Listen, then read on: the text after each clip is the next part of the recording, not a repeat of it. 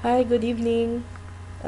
This is Joyce Dominguez Balawing pa rin. And this time po, gusto ko kayong turuan kung paano ang gagawin natin pagka magre-remit tayo using our system. Ito yung eCash to Smart Money. Okay? So, paano po natin gagawin yung pagre-remit sa mga Smart Money? So, pasok lang po tayo sa website natin, upsexpress.com.ph/power. Click login, same procedure, and password.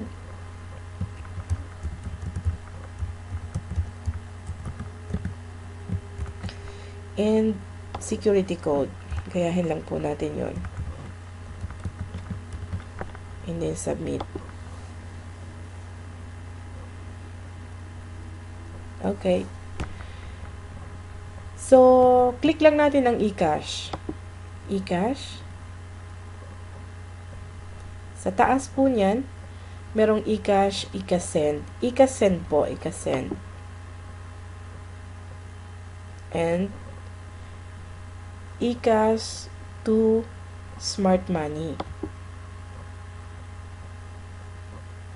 Okay. Kapag mag-send po tayo, kailangan po nating i-register dito sa database natin yung sender at yung beneficiary. So, ipapakita ko po sa inyo. For example, magsisend po tayo kay, ang magsisend po is si Miss Alma Revilla. Okay? So, gawin natin example si Alma Revilla.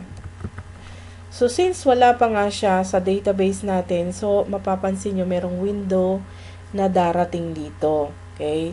So, nakalagay dito, add new sender. So, i-register natin si Miss Alma. Alma. Middle name, actually, hindi ko alam kung anong middle name ni Alma. So, gagawa tayo ng example. Lagyan natin, kunyari, ng Formento. And, Revilla. Then, email address, Alma. Revilla@yahoo.it. Mobile number, pwede natin gamitin yung sa Pilipinas. Actually, trinay namin na ilagay yung mobile number namin dito sa Italy. So, tinanggap din naman siya. Okay. And address is Como, Italy na lang. So, yung country natin, ilagay na rin natin Philippines. Okay?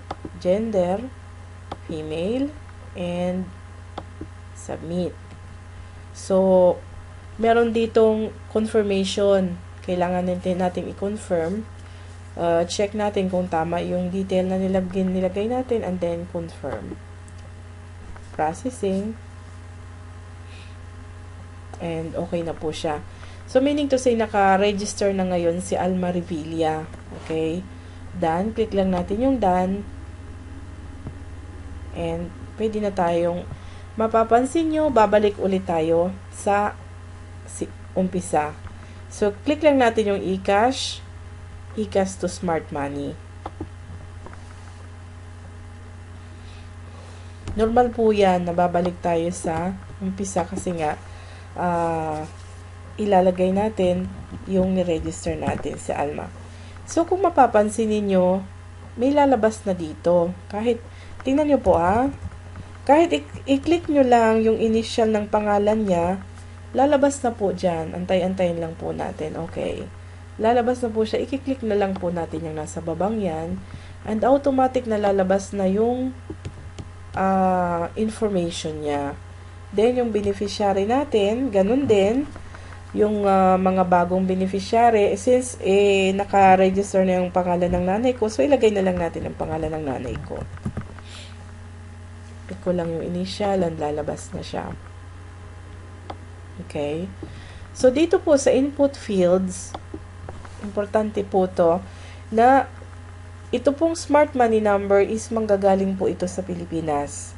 Manggagaling po ito doon sa tindahan kung saan natin ipipick up ng beneficiary yung mga padala natin. Okay?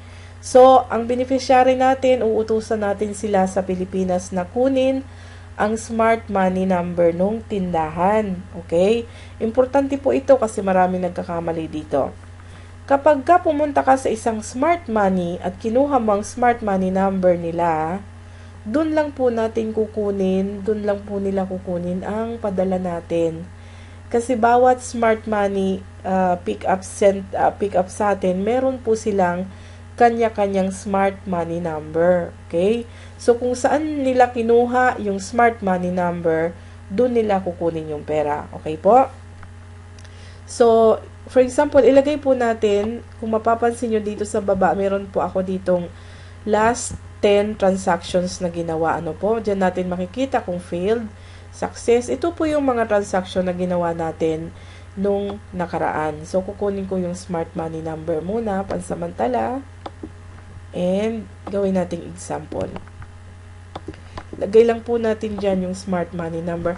Ang smart money number po is 16 digit po yan. Okay? 16 digit po yan. And, sa ID type naman po is pwede nating ilagay dyan kahit company. Okay? Pwede rin nating ilagay school ID. O kahit pwede nating ilagay yung ang nilalagay ko is yung loyalty card ko. Okay? So, ito ang nilalagay ko yung loyalty card. Loyalty. Isulat natin ang loyalty. Loyalty.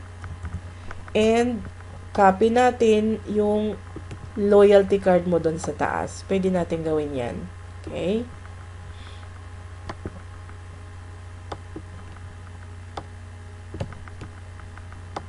Anyway, hindi naman gaanong importante yan. Ang importante lang dito na huwag kang magkakamali ay yung amount and yung smart money number ng tindahan at saka yung sender, yung beneficiary. Okay? So, sa amount, dito, marami rin nagkakamali dito. Kailangan malaman ninyo na huwag kayong gagamit dito ng tuldok. Pagka 30,000 pesos ang padadala nyo, ganyan lang isusulat niyo din 3 0. Understood na po yan. And, or, halimbawa, 5,000. 5 plus 3 0. Okay na po yan. Wala nang kuwit, wala nang tuldok. Or, kung gusto nyo, lagyan nyo rin ng tuldok. Kaso, hindi nga ina-accept yung mga tuldok at kuwit. So, ganyan na lang siya. Then, sa password naman, lagay natin yung password natin.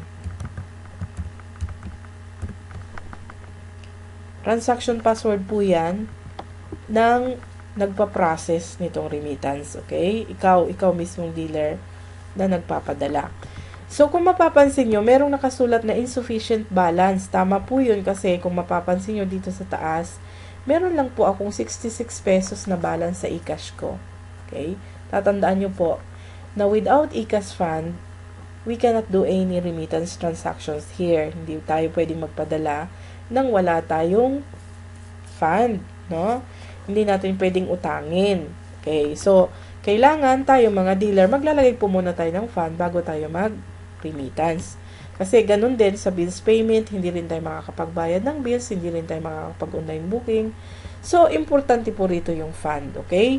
Wag po kayo mag-alala kasi yung mga tao naman na nagpapadala sa inyo is magbabayad po yan kaagad-agad sa inyo. So, maibabalik din ang pera sa inyo. Tutubo ka na, nagiging business mo pa. So, ito yung concept ng business natin.